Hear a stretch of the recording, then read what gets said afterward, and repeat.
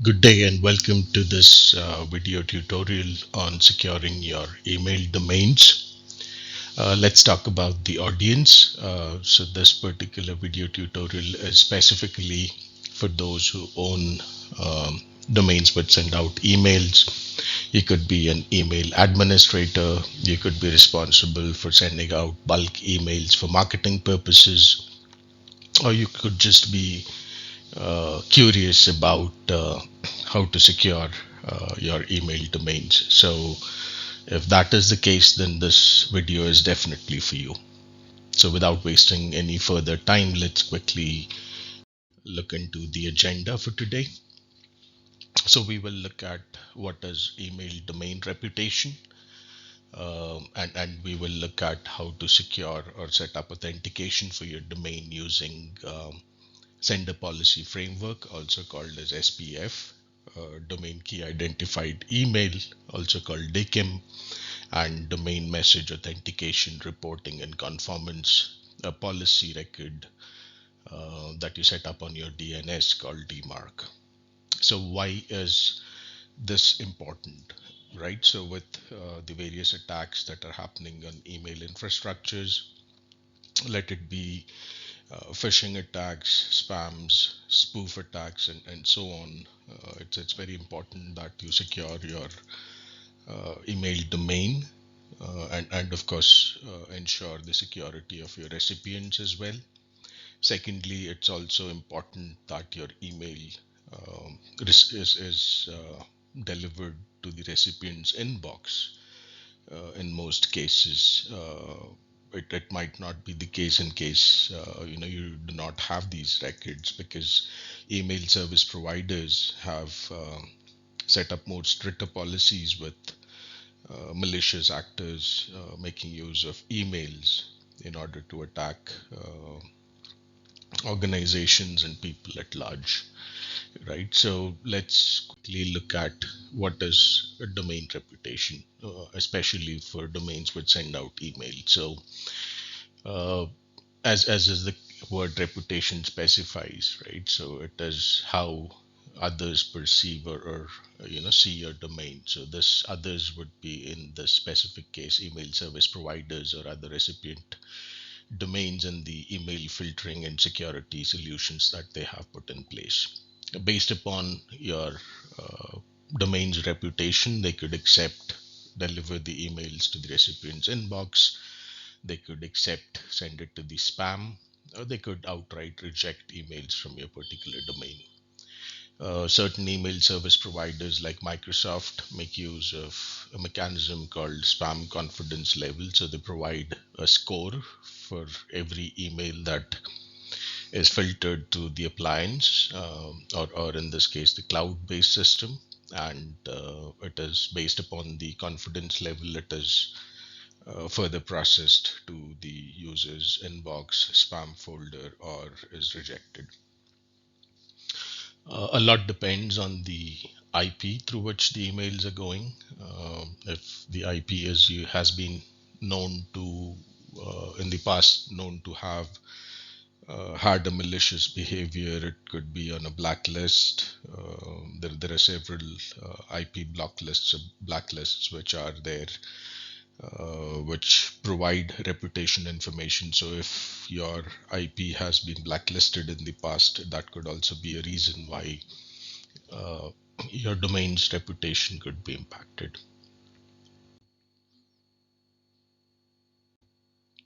Let's quickly look at Sender Policy Framework. So, what is Sender Policy Framework? So, it's a type of a DNS text record. We know that. We also discussed why it is necessary to have these records. Now, in case of a Sender Policy Framework, it was first proposed in 2003, the version 1, and in 2014, the version 2 was proposed. So the purpose of it is to create a text record with a list of email servers that are authorized to send emails on behalf of the domain. So this is specifically important to prevent others from spoofing your domain name and sending emails as your domain, right? So the recipient domain knows that, through the sender policy framework, a list of authorized servers. The syntax includes broadly mechanisms, qualifiers, and modifiers that need to go into the record. We will quickly look at what they actually are. But before we go into setting up the SPF record, let's look at how email flow and how these records are checked, right? So on the left hand side, we have an organization with an exchange server in this case, and of course it has mail filtering gateway or a firewall in front of it, and we have a similar setup on the other side as well. Let's call the one which is sending the email the sender domain, and then the one which is receiving the email is a recipient domain. And what we have in between is the internet cloud, and you also see the DNS server or service registered, right? So a user in the sender domain sends out an email to the recipient domain user, right? And through this you can see uh, that there's a mobile device. It connects to the internet, connects to the exchange server on the sender side, and when the user sends out an email, the MX lookup happens.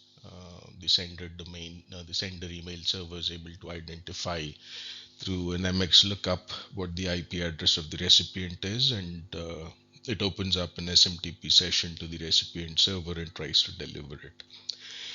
On the recipient side, let's assume there is a policy which is going to check whether an SPF record exists and do an SPF validation. In this case, the recipient domains filtering service would look at the DNS record,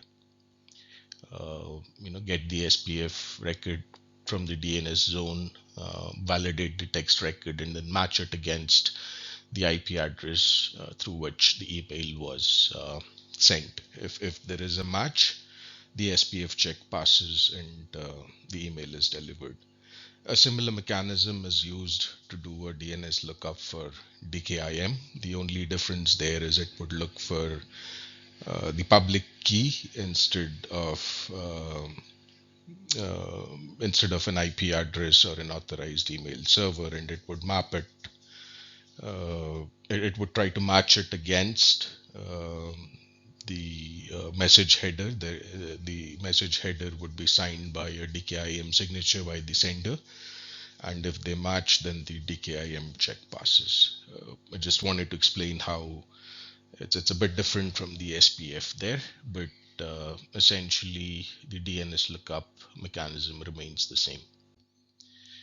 Now let's look at the SPF record itself, how to or what the syntax of the record is. So we discussed earlier it includes mechanisms, qualifiers, and modifiers, right? So let's look at mechanisms as you specify what the authorized mail servers are. So you could have your MX record itself as a mechanism if that's the only server that is used to send as well as receive emails, right? So you could also include IP addresses, both IPv4, v6. You could have a block of IP addresses. Qualifiers and modifiers, we'll look at them in detail, but what we have here is also an example of a SPF1 record here, wherein there is a modifier here called include.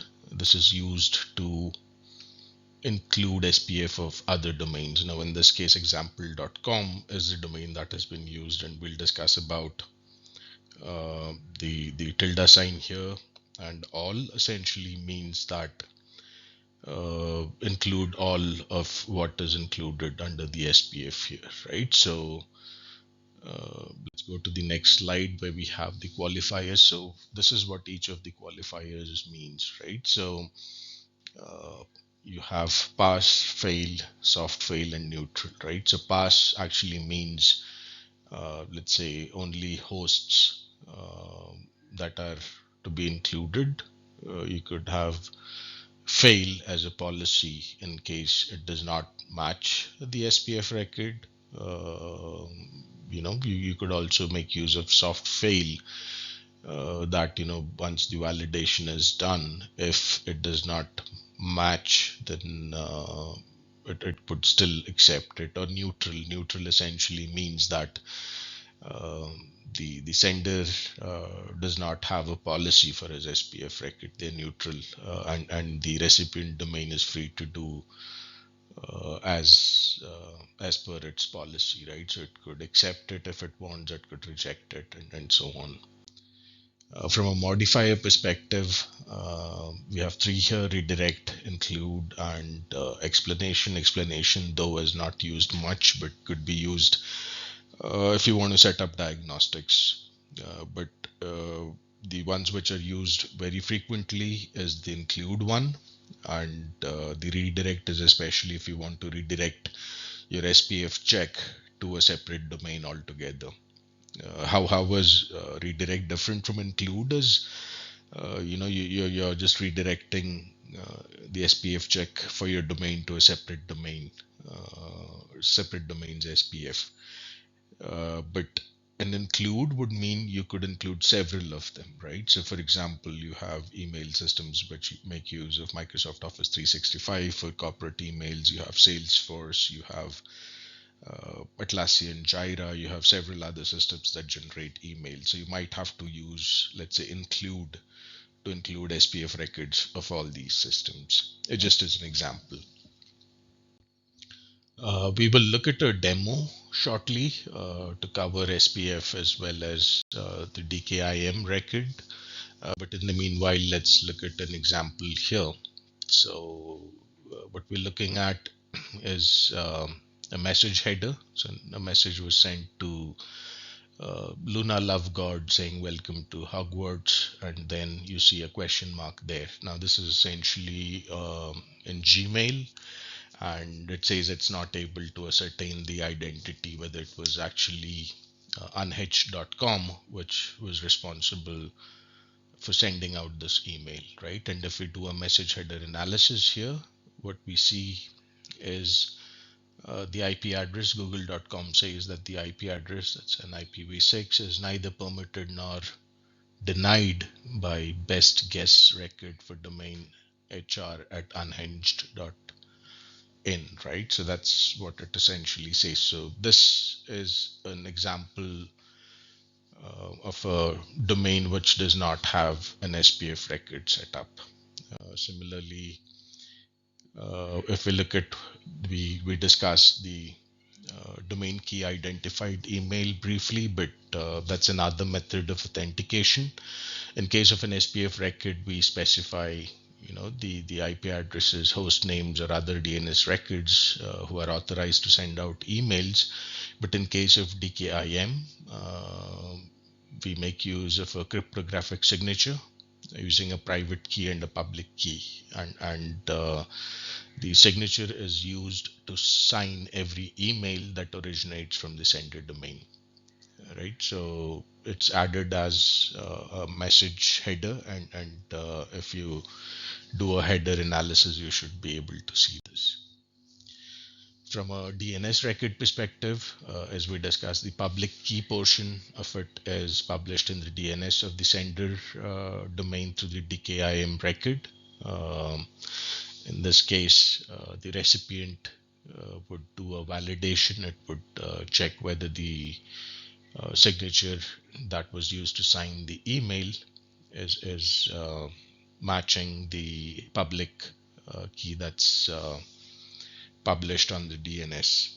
Similarly, you could make use of selector. So you might have multiple different systems sending out emails, and you would want all of them to be DKIM signed. If that be the case, then you could make use of several selectors.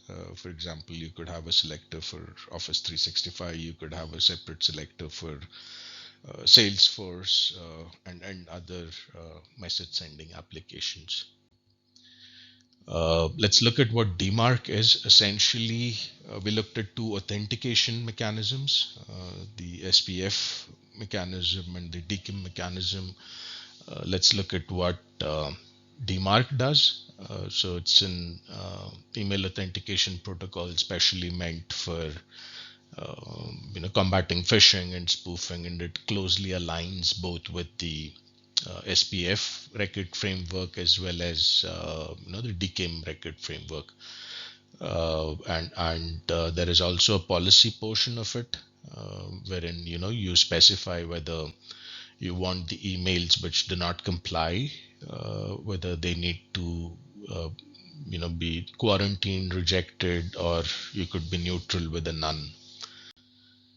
Reporting mechanism. So there is an RUA that you add to get a list of aggregates. So aggregate essentially would mean that the recipient domain would send you an aggregate report of the emails that were sent out from your domain, essentially for reporting purposes. And there is also a forensic purpose, right? So in case it receives emails from specific IP addresses or sources which do not match your DMARC policy and are not aligned with either DKIM or the SPF record, then it is possibly somebody trying to spoof your domain, right? So there is a forensic part of the report also, which is sent out to the recipient in this particular case.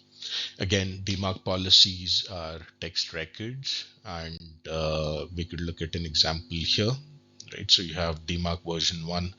The P is the policy here, which says reject, right? And then you have the RUA, or the aggregate that we discussed to send, and there's an email address that's specified to which it needs to send the aggregate report. And you have the RUF, or the forensic portion of it, wherein it needs to send forensic reports. Policy graduation is just to start with, set P equals to none, so that if there are systems which send out email that are not aligned to either SPF and DKIM, or either the way you set it up, right? So if they're not aligned, then they should not be rejected. So you can start with a none and then slowly move to quarantine and reject. You should be able to see that in the aggregate reports and the forensic reports in case there are any failures. So thank you for listening, and then I will stop right here and then start with the demo. In the demonstration, we will look at unhedged.in domain that we discussed earlier in the message header analysis, and then the domain does not have an SPF record or DKIM signing nor a DMARC record, right? So we'll look at how do we set it up in the demo, as well as we'll look at how it looks like when you're using Office 365. So I'll make use of an Office 365 E5 setup that I have for this demonstration, and then for the recipient domain, I'll make use of an email address in Google. That way we could do a message analysis, message header analysis, and figure out if the records that we set up are actually passing the tests at the Google end. So I'll pause for now and start shortly.